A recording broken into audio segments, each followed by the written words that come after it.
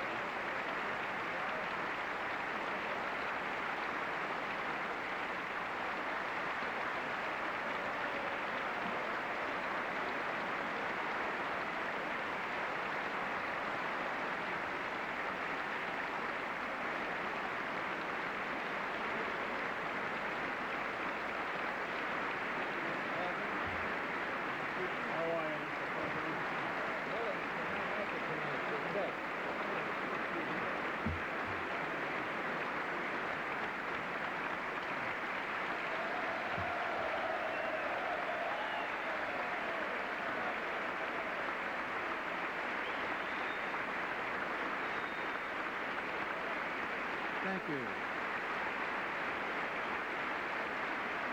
Thank you very much.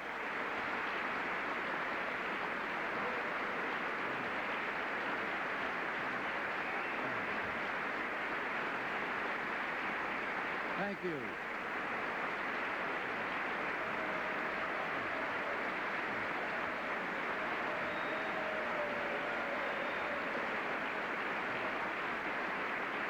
Thank you.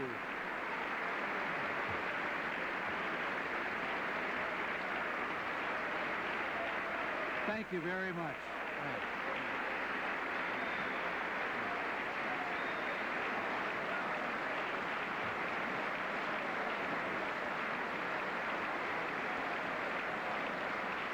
Thank you.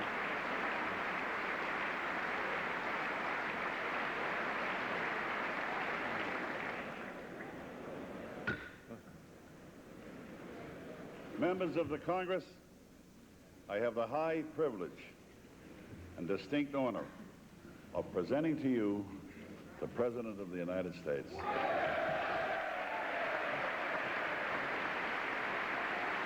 right. Thank you.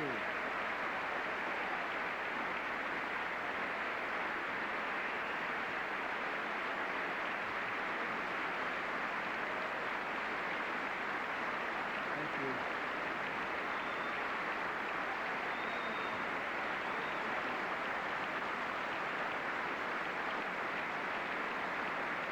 Thank you very much.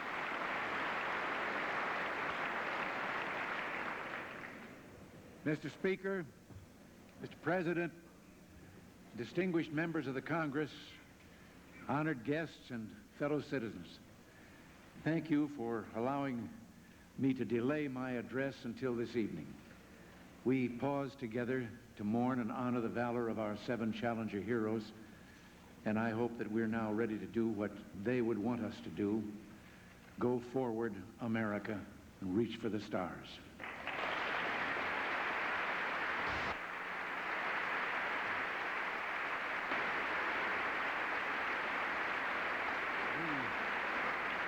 We will never forget those brave 7, but we shall go forward. Mr. Speaker, before I begin my prepared remarks, may I point out that tonight marks the 10th and last State of the Union message that you've presided over. And on behalf of the American people, I want to salute you for your service to Congress and country. Here's to you.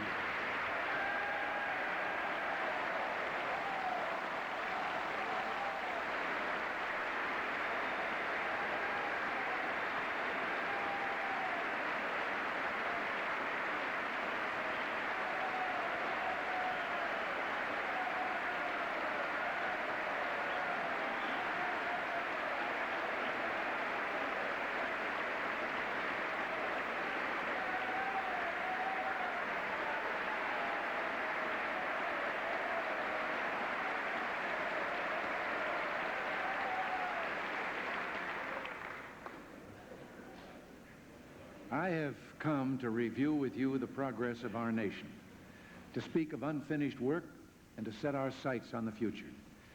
I am pleased to report the state of our union is stronger than a year ago and growing stronger each day.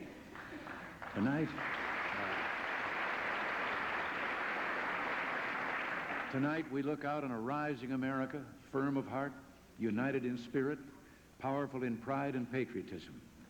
America is on the move. But it wasn't long ago that we looked out on a different land. Locked factory gates, long gasoline lines, intolerable prices, and interest rates turning the greatest country on earth into a land of broken dreams. Government growing beyond our consent had become a lumbering giant, slamming shut the gates of opportunity, threatening to crush the very roots of our freedom. What brought America back? The American people brought us back with quiet courage and common sense.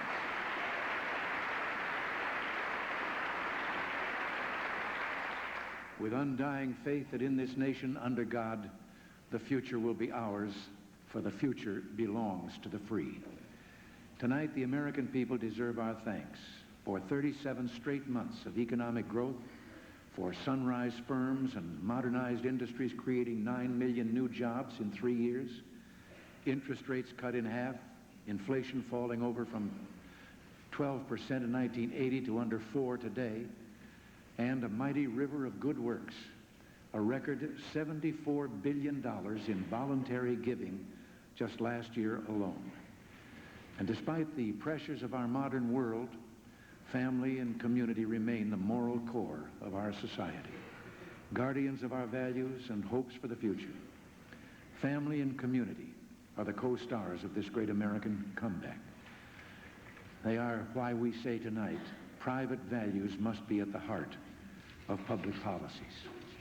What is true for families in America is true for America in the family of free nations. History is no captive of some inevitable force.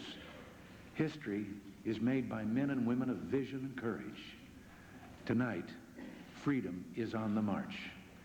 The United States is the economic miracle, the model to which the world once again turns. We stand for an idea whose time is now. Only by lifting the weights from the shoulders of all can people truly prosper, and can peace among all nations be secured. Teddy Roosevelt said that a nation that does great work lives forever. We have done well, but we cannot stop at the foothills when Everest beckons. It's time for America to be all that we can be. We speak tonight of an agenda for the future, an agenda for a safer, more secure world. And we speak about the necessity for actions to steel us for the challenges of growth, trade, and security in the next decade and the year 2000. And we will do it not by breaking faith with bedrock principles, but by breaking free from failed policies.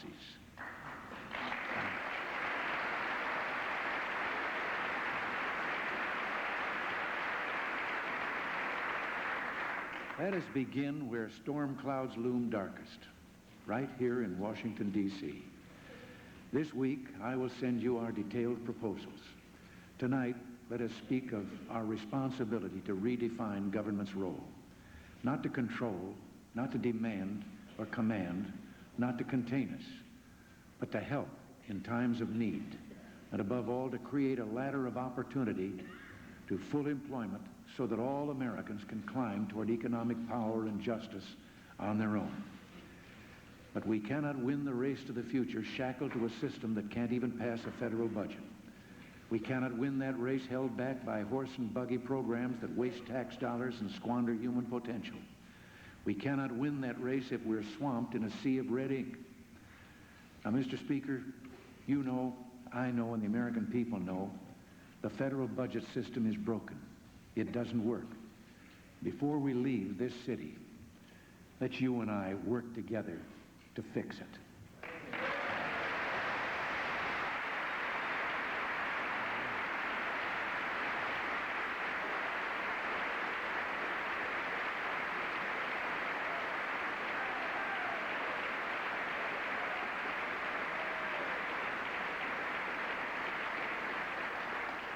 And then we can finally give the American people a balanced budget.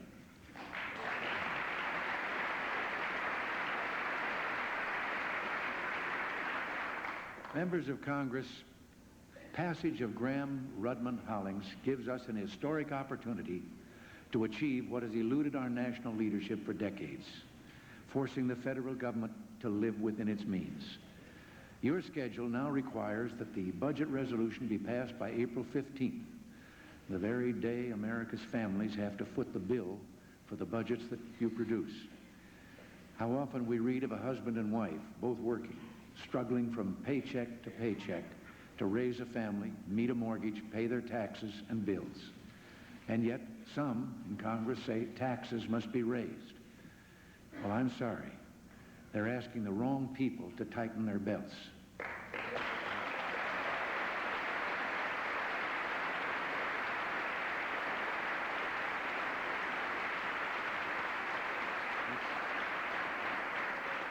It's time we reduced the federal budget and left the family budget alone.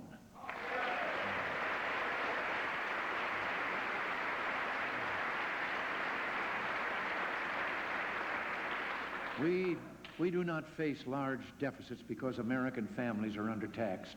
We face those deficits because the federal government overspends. The detailed budget that we will submit will meet the Graham-Rudman-Hollings target for deficit reductions, meet our commitment to ensure a strong national defense, meet our commitment to protect Social Security and the truly less fortunate, and yes, meet our commitment to not raise taxes. Now,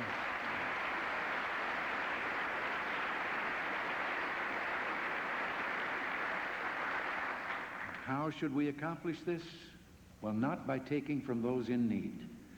As families take care of their own, government must provide shelter and nourishment for those who cannot provide for themselves. But we must revise or replace programs enacted in the name of compassion that degrade the moral worth of work, encourage family breakups, and drive entire communities into a bleak and heartless dependency. Graham-Rudman-Hollings can mark a dramatic improvement. But experience shows that simply setting deficit targets does not assure they'll be met. We must proceed with Grace Commission reforms against waste, and tonight I ask you to give me what 43 governors already have. Give me a line item veto this year.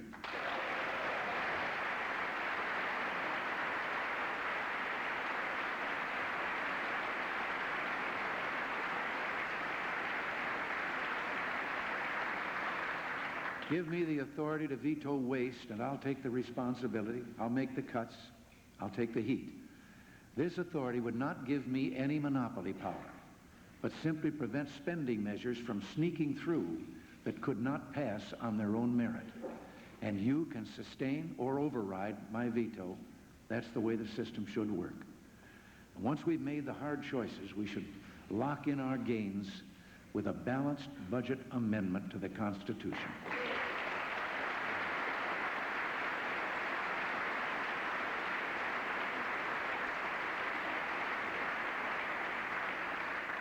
I mentioned that we will meet our commitment to national defense. We must meet it. Defense is not just another budget expense. Keeping America strong, free, and at peace is solely the responsibility of the federal government. It is government's prime responsibility.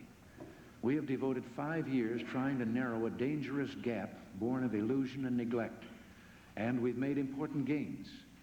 Yet the threat from Soviet forces, conventional and strategic, from the Soviet drive for domination, from the increase in espionage and state terror, remains great. This is reality. Closing our eyes will not make reality disappear. We pledged together to hold real growth in defense spending to the bare minimum. My budget honors that pledge, and I'm now asking you, the Congress, to keep its end of the bargain. The Soviets must know that if America reduces her defenses, it will be because of a reduced threat, not a reduced resolve. Keeping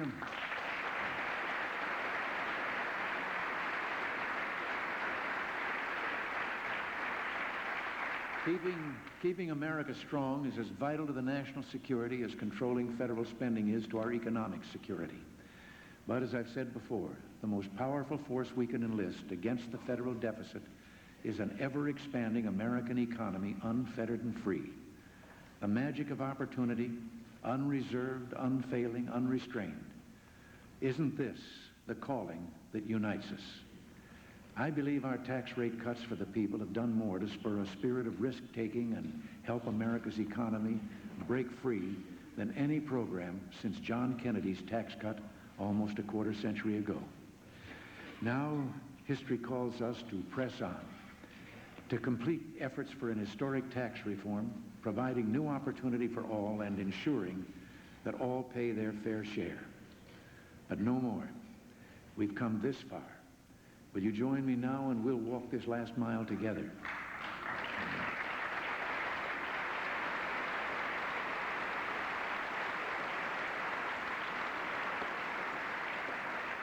You know my views on this. We cannot and we will not accept tax reform that is a tax increase in disguise. True reform must be an engine of productivity and growth, and that means a top personal rate no higher than 35%. True reform must be truly fair, and that means raising personal exemptions to $2,000. True reform means a tax system that at long last is pro-family, pro-jobs, pro-future, and pro-America.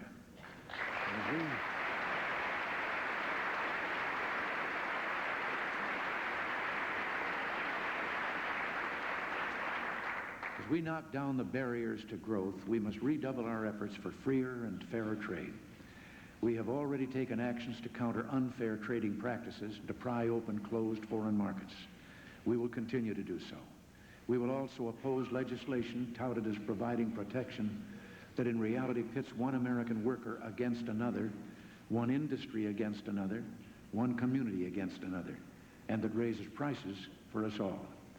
If the United States can trade with other nations on a level playing field, we can outproduce, outcompete, and outsell anybody anywhere in the world.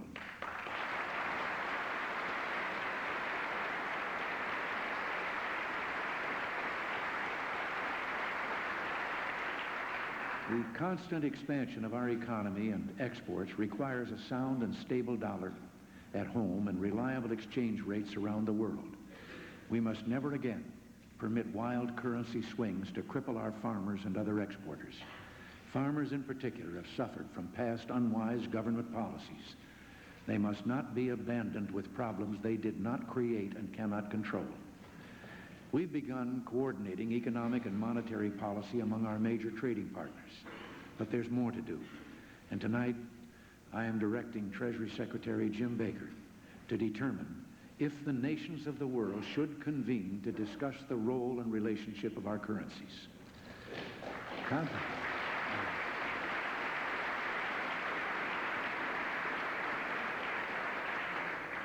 Confident in our future, secure in our values, Americans are striding forward to embrace the future. We see it not only in our recovery, but in 3 straight years of falling crime rates, as families and communities band together to fight pornography, drugs, and lawlessness, and to give back to their children the safe and, yes, innocent childhood they deserve. We see it in the renaissance in education, the rising SAT scores for 3 years. Last year's increase, the greatest since 1963. It wasn't government and Washington lobbies that turned education around. It was the American people who, in reaching for excellence, knew to reach back to basics. We must continue the advance by supporting discipline in our schools, vouchers that give parents freedom of choice, and we must give back to our children their lost right to acknowledge God in their classrooms.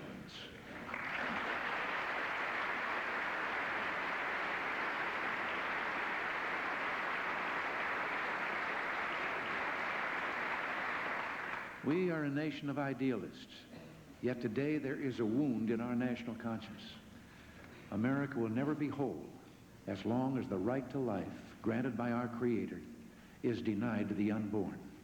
For the rest of my time, I shall do what I can to see that this wound is one day healed.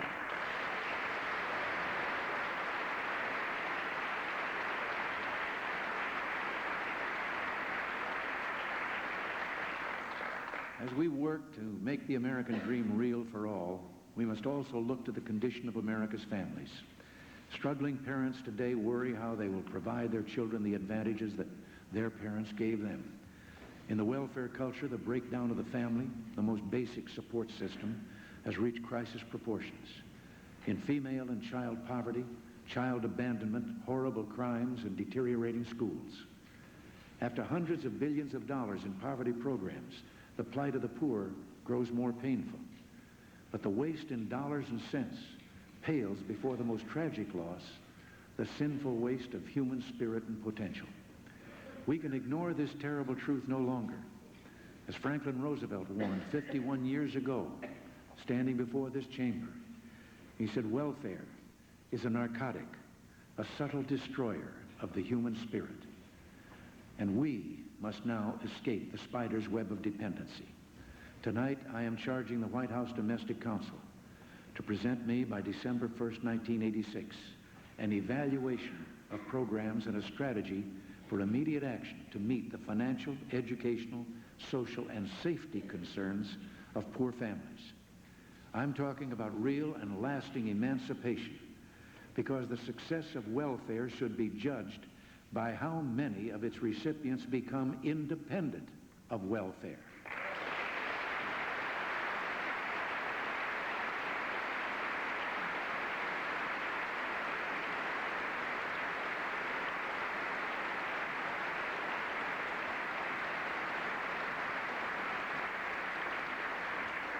Further, after seeing how devastating illness can destroy the financial security of a family, I'm directing the Secretary of Health and Human Services, Dr. Otis Bowen, to report to me by year end with recommendations on how the private sector and government can work together to address the problems of affordable insurance for those whose life savings would otherwise be threatened when catastrophic illness strikes.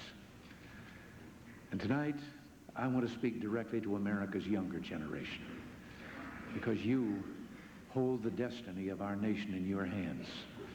With all the temptations young people face, it sometimes seems the allure of the permissive society requires superhuman feats of self-control.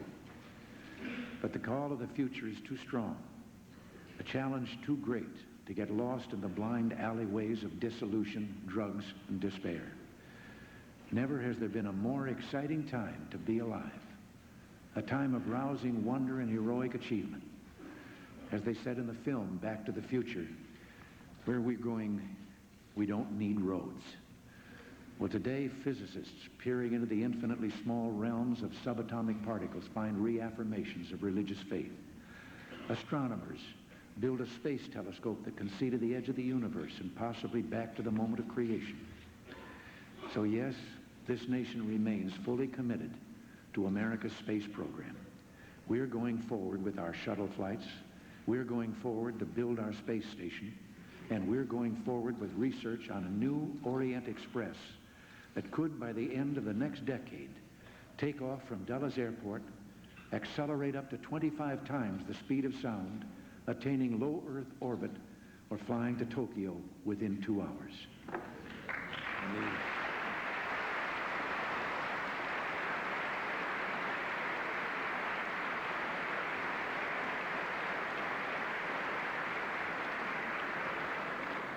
same technology transforming our lives can solve the greatest problem of the 20th century.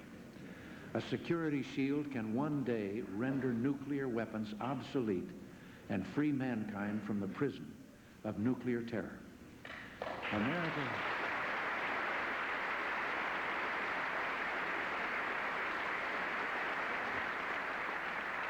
America met one historic challenge and went to the moon. Now America must meet another. To make our strategic defense real for all the citizens of planet Earth. Let us speak of our deepest longing for the future, to leave our children a land that is free and just in a world at peace. It's my hope that our fireside summit in Geneva, Mr. Gorbachev's upcoming visit to America, can lead to a more stable relationship. Surely no people on earth hate war or love peace more than we Americans.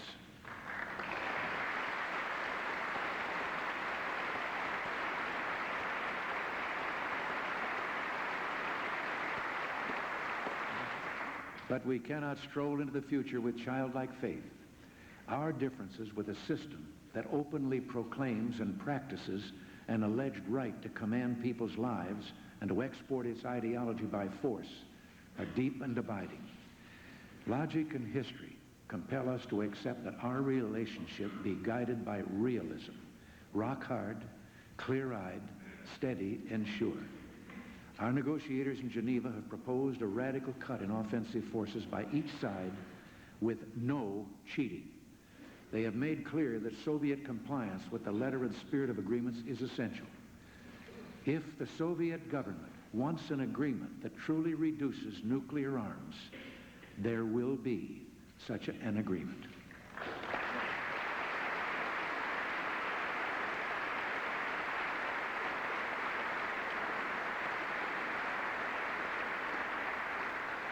But arms control is no substitute for peace. We know that peace follows in freedom's path, and conflicts erupt when the will of the people is denied. So we must prepare for peace, not only by reducing weapons, but by bolstering prosperity, liberty, and democracy however and wherever we can.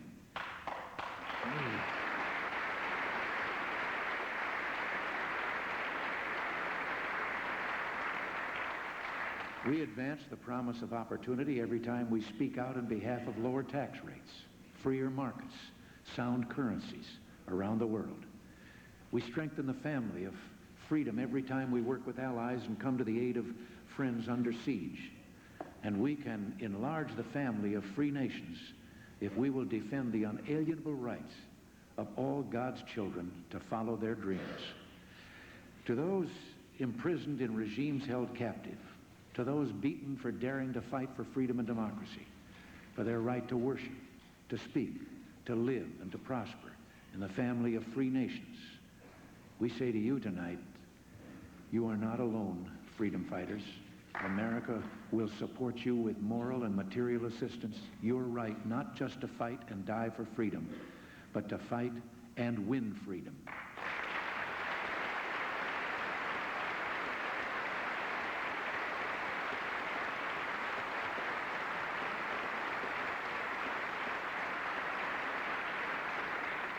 To win freedom in Afghanistan, in Angola, in Cambodia, and in Nicaragua.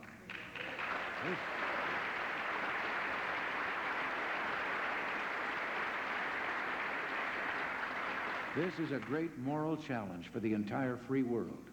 Surely no issue is more important for peace in our own hemisphere, for the security of our frontiers, for the protection of our vital interests, than to achieve democracy in Nicaragua and to protect Nicaragua's democratic neighbors. Now, this year, I will be asking Congress for the means to do what must be done for the great and good cause. As Scoop Jackson, the inspiration for our bipartisan commission on Central America, once said, in matters of national security, the best politics is no politics.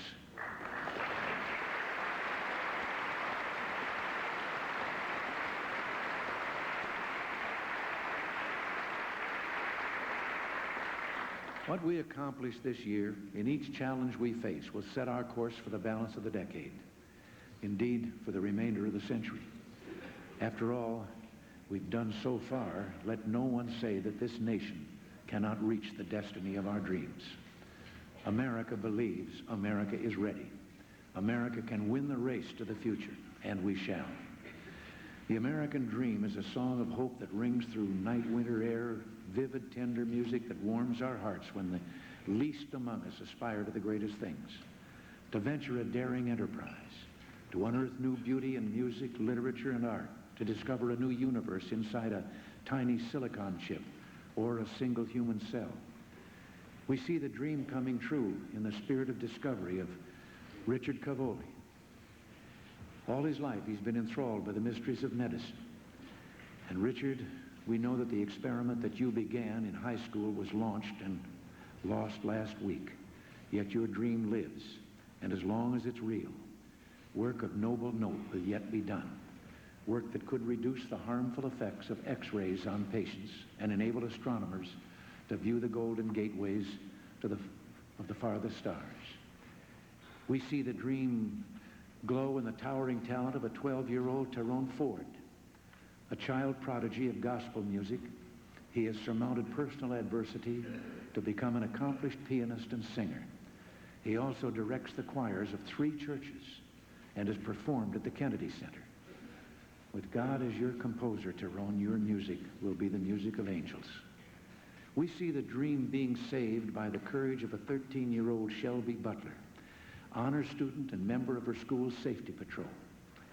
Seeing another girl freeze in terror before an out-of-control school bus, she risked her life and pulled her to safety.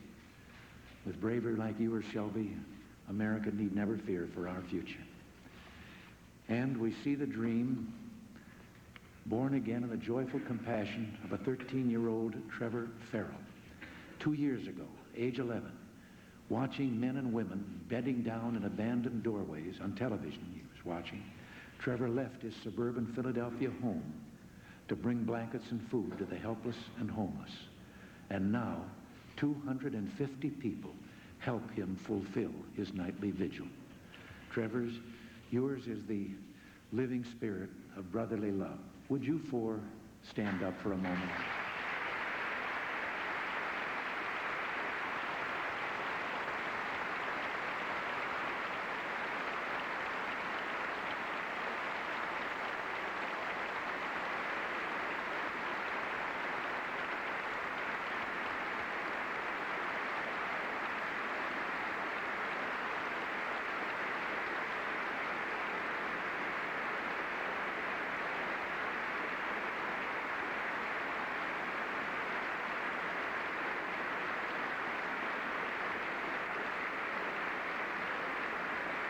Thank you.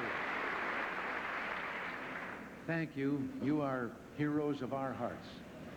We look at you and know it's true. In this land of dreams fulfilled, where greater dreams may be imagined, nothing is impossible. No victory is beyond our reach. No glory will ever be too great. So now it's up to us, all of us, to prepare America for that day when our work will pale before the greatness of America's champions in the 21st century. The world's hopes rest with America's future. America's hopes rest with us. So let us go forward to create our world of tomorrow in faith, in unity, and in love. God bless you, and God bless America.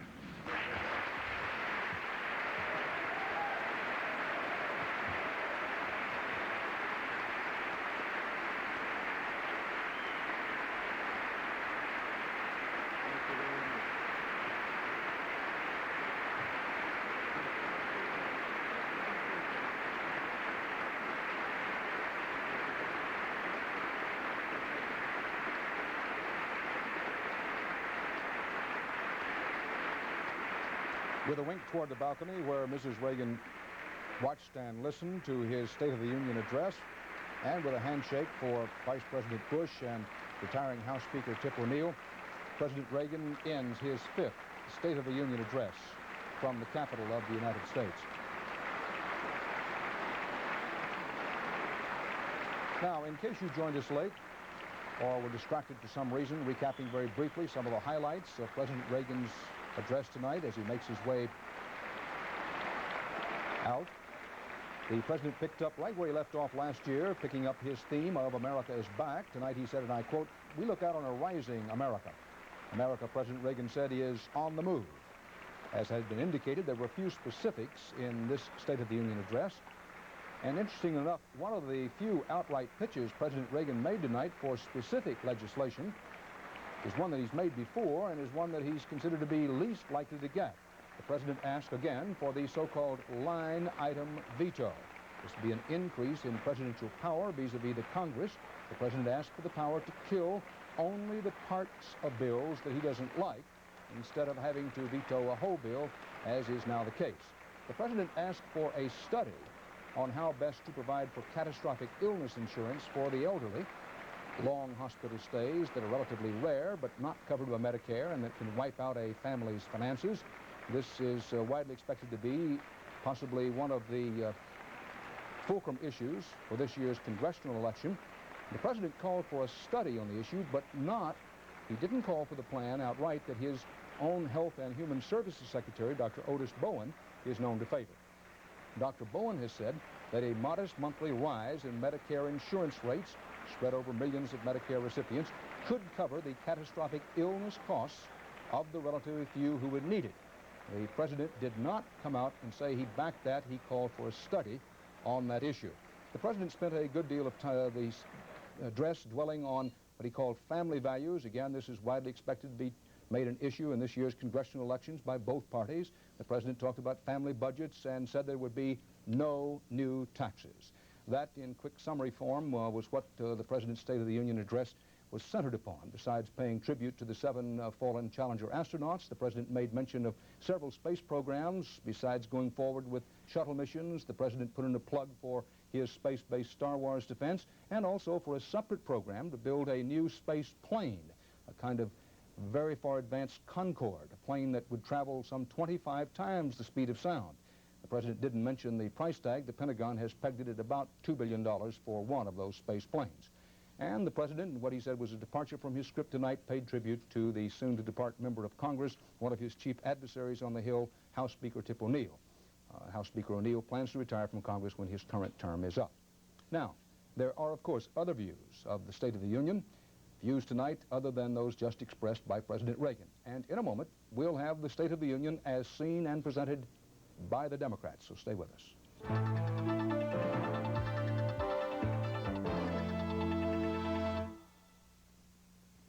Do I hear 3800? Santa Fe? AT&T is in antiques. With AT&T Alliance Teleconferencing Service, an antique dealer can easily hold an auction with clients all over the country at the same time, as clear as if they're in the same room. All right, Chicago, it's yours. Now, another reason to choose AT&T long-distance services.